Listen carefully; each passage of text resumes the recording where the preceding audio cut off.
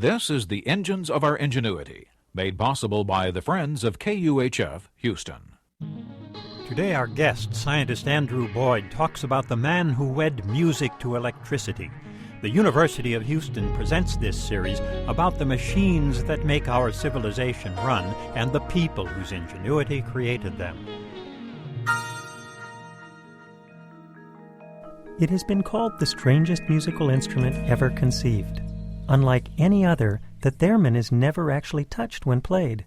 Instead, a musician controls volume and pitch using her hands to interfere with electromagnetic fields generated by the device. Used in the soundtrack of the 1951 science fiction classic The Day the Earth Stood Still, the theremin's eerie wailings have ever since conjured up images of sinister aliens and creepy monsters. What few people realize is that the theremin was originally promoted by its Russian creator, Leon Theremin, as a serious musical instrument. Born in 1896, Theremin's experimentation with electronic instruments led him to the Kremlin where, in 1922, he personally demonstrated his invention to Vladimir Lenin. Captivated by Theremin's work, Lenin granted him permission to travel and present exhibitions, telling Theremin, "Come to see me if you need help."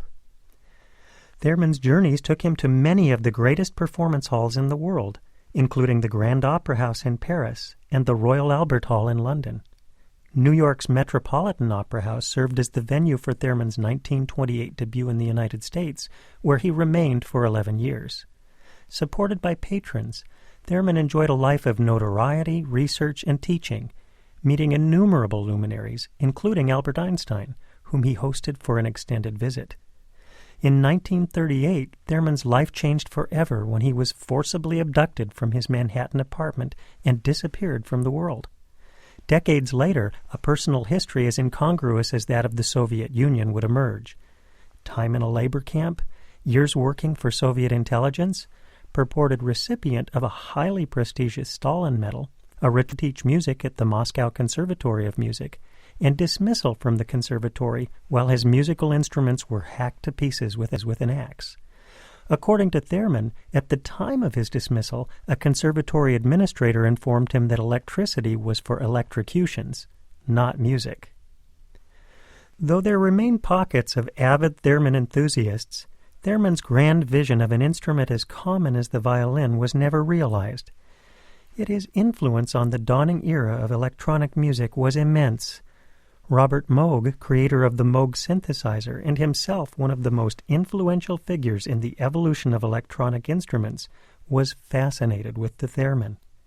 In a heartfelt interview, Moog aptly summarized Theremin's impact, calling his work the biggest, fattest, most important musical cornerstone of the whole electronic music movement, and adding, "That's where it all began." I'm Andy Boyd at the University of Houston, where we're interested in the way inventive minds work.